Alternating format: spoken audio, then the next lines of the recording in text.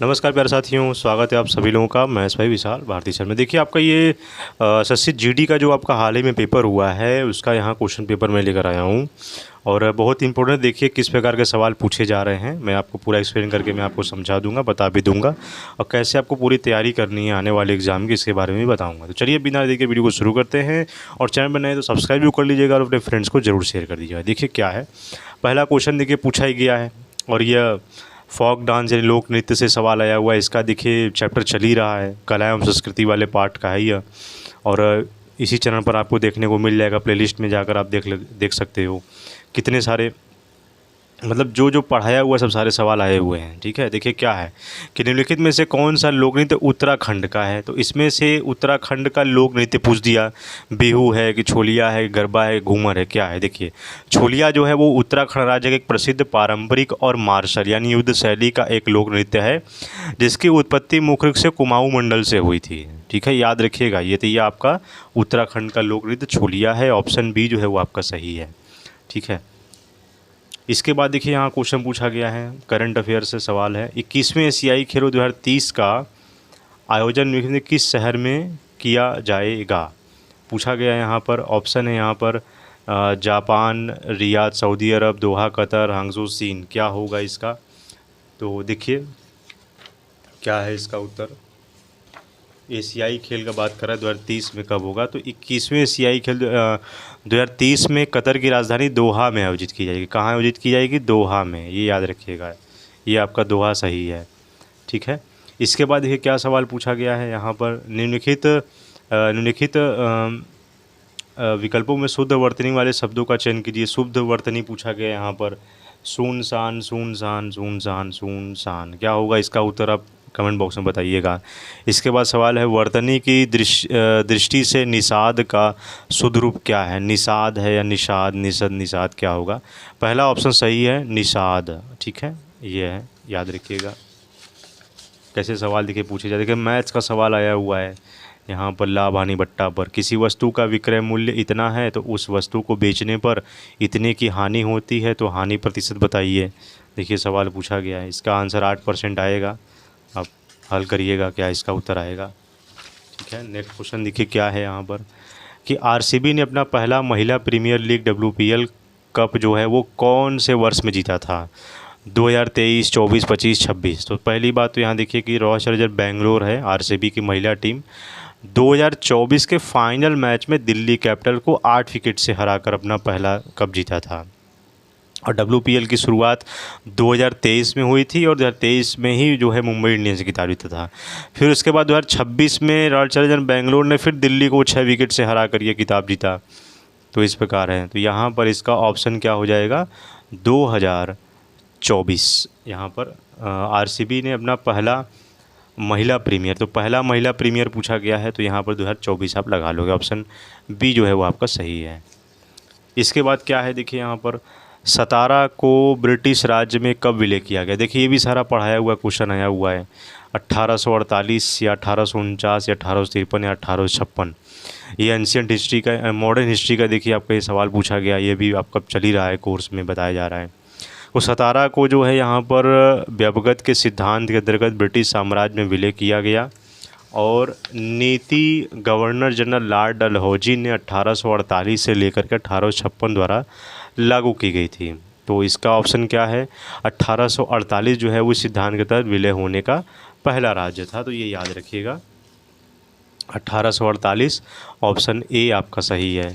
ठीक है, ये फर्स्ट शिफ्ट का है आपका एसएससी जीडी का। ठीक है, और भी बाकी जो अलग अलग शिफ्ट का आपका जो पेपर हुआ है उसका भी मैं आपको बता दूंगा क्या सवाल पूछे गए हैं।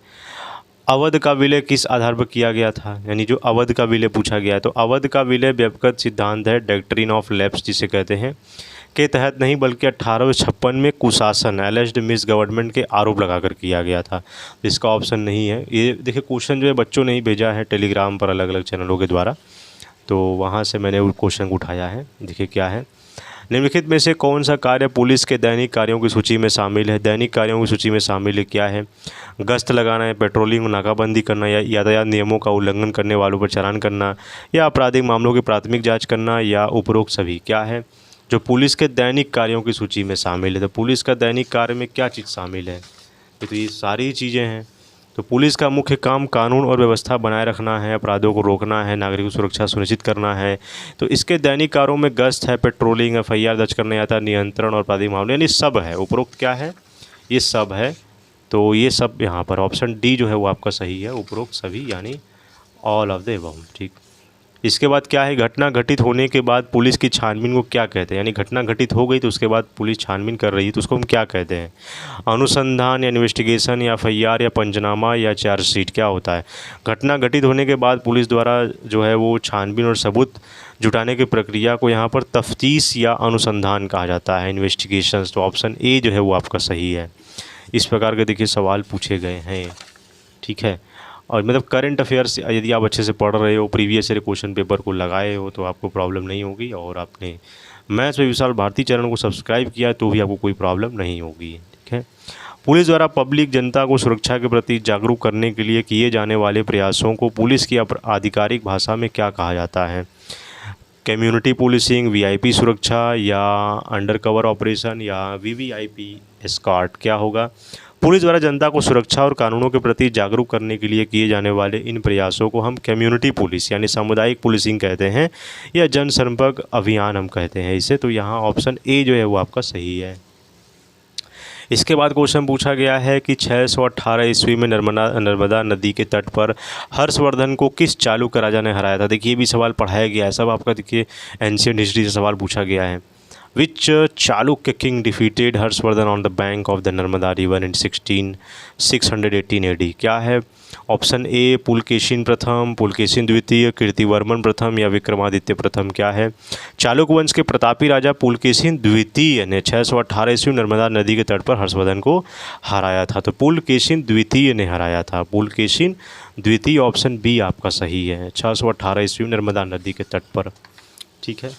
तो इस प्रकार सवाल देखिए पूछे जा रहे हैं। इसके बाद है चाबाहार बंदरगाह किस देश में स्थित है और यह किस महाद्वीप में आता है। तो बहुत ही आसान सवाल है, अगर आपने वर्ल्ड अफेयर्स को आप पढ़ते हो ना, वर्ल्ड के बारे में आप थोड़ा वर्ल्ड इकोनॉमिक्स, वर्ल्ड अफेयर्स में जो सारी चीज़ें हो रही हैं वो आप पढ़ते हो तो आपको आइडिया होगा। ऑप्शन है ओमान, ईरान, इराक, अफ़गानिस्तान। तो ये तो चाबाहार बंदरगाह जो है वो ईरान का है आपका। तो चाबाहार बंदरगाह एशिया महाद्वीप के ईरान देश के दक्षिणी पूर्व तट पर सिस्तान बलूचिस्तान प्रांत में स्थित है, और यह ईरान का एकमात्र ऐसा बंदरगाह है जिसकी समुद्र ओमान की खाड़ी तक सीधी पहुंच है। और भारत सरकार द्वारा इस बंदरगाह को पाकिस्तान को दरकिनार करते हुए अफ़गानिस्तान और मध्य एशियाई देशों के साथ व्यापार करने के लिए एक रणनीतिक विकल्प के रूप में विकसित किया है। यहाँ याद रखिएगा।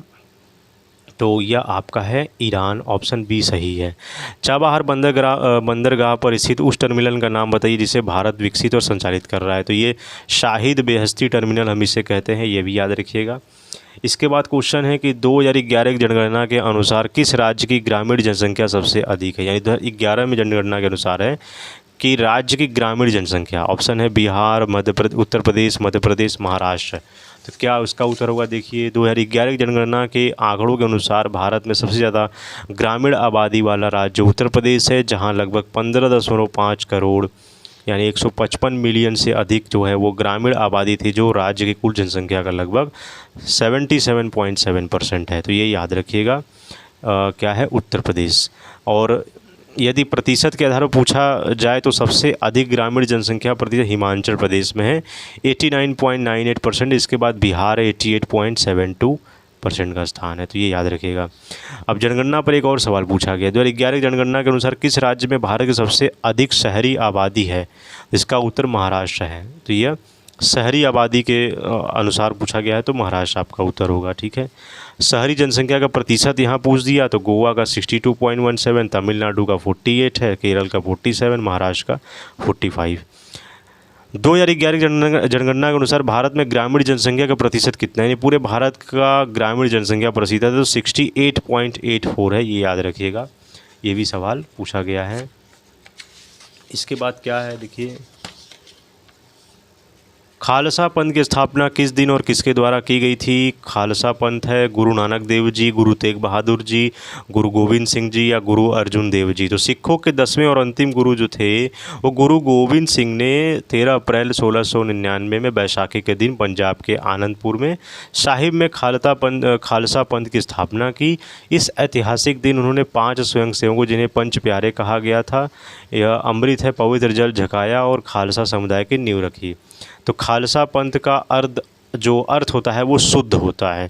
तो कौन है वहाँ पर? सिखों के 10वें और अंतिम गुरु हैं गुरु गोविंद सिंह जी। तो यहाँ ऑप्शन सी आपका सही है। ठीक है, खालसा पंथ की स्थापना इन्होंने की थी। इसके बाद क्वेश्चन पूछा गया है पॉमेल हार शब्द किस खेल से संबंधित है? याद रखिएगा ये जिम्नास्टिक से संबंधित है। ठीक है, ऑप्शन सी आपका सही है।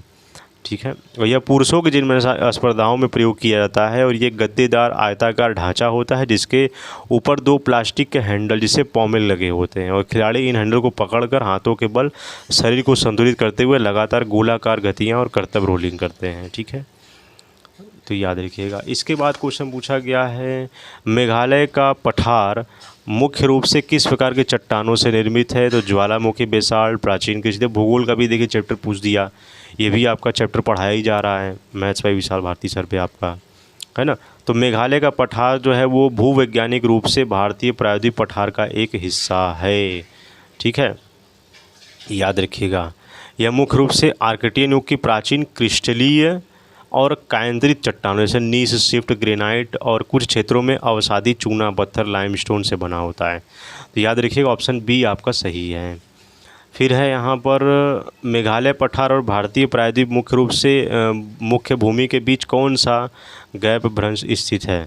इसका उत्तर है मालदा गैप या गारो राजमहल गैप। ठीक है, देखिए भूगोल सवाल पूछा गया, ये सब आपका टॉपिक पढ़ाया स्टार्ट हो चुका है। अभी भी आपने नहीं देखा है जाकर उसको सब्सक्राइब करके देखिए। ठीक है, मेघालय के पठार का सबसे ऊंचा बिंदु कौन सा है? ये शिलांग पीक है, इसका नाम याद रखिएगा।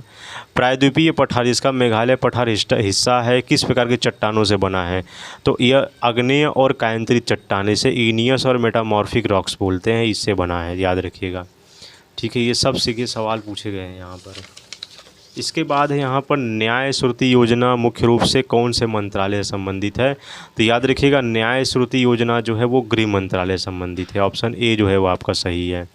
ठीक है, यह ई साक्ष्य और न्याय सेतु के साथ भारत सरकार के गृह मंत्रालय द्वारा शुरू की गई एक डिजिटल पहल है। ठीक है, इसके बाद है यहाँ पर क्वेश्चन है, देखिए यहाँ पर मैथ का क्वेश्चन है, इसको आप लगाइएगा। क्या सवाल है? 2 ट्रेनें जिनकी लंबाई क्रमशः 300 मीटर और 500 मीटर है समान गति से एक दूसरे की ओर आ रही हैं। यदि वे एक दूसरे को 10 सेकंड में पार कर लेती हैं और पहली ट्रेन की गति 20 मीटर पर सेकंड और दूसरी ट्रेन की गति की क्या होगी? तो ये आप ज़रूर इसको ट्राई कीजिए सवाल को।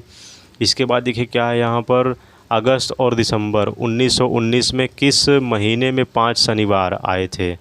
तो 1919 में जो है वो अगस्त और दिसंबर के कौन सा महीना, मतलब अगस्त में आया था कि दिसंबर में आया था, किस में 5 महीना आया था? तो ऑप्शन दिया गया यहाँ केवल अगस्त, केवल दिसंबर, अगस्त दिसंबर या इनमें से कोई नहीं। तो इसका आंसर देखिए क्या होगा, यहाँ पर लिखा हुआ है कैलेंडर के नियमों के अनुसार किसी भी 31 दिनों के महीने में जो दिन 1, 2 और 3 तारीख को आता है वह महीने में 5 बार पड़ता है। तो यह 1919 कैलेंडर के अनुसार अगस्त में आपका 5 शनिवार पड़ा था और दिसंबर में आपका 4 शनिवार पड़ा था। ठीक है, तो ये याद रखिएगा, यही आपका है। ठीक है, तो देखिए एसएससी जीडी में किस प्रकार के सवाल पूछे जा रहे हैं और रीजनिंग का देखिए सवाल आपका है ही, रीजनिंग का इसमें पूछा गया है। सब सारे इजी क्वेश्चन पूछे गए हैं। थोड़ा सा भी अगर आपने अच्छे से तैयारी की है और प्रैक्टिस किया है तो पूरा आप कर आओगे, एक भी नहीं छोड़ोगे सवाल। ठीक है, और कोई डाउट है तो ज़रूर पूछ लीजिएगा और चैनल पर नए हैं तो सब्सक्राइब करके फ्रेंड्स को ज़रूर शेयर कर दीजिएगा। तो मिलते हैं प्यारे साथियों नेक्स्ट वीडियो में। जय हिंद, जय भारत।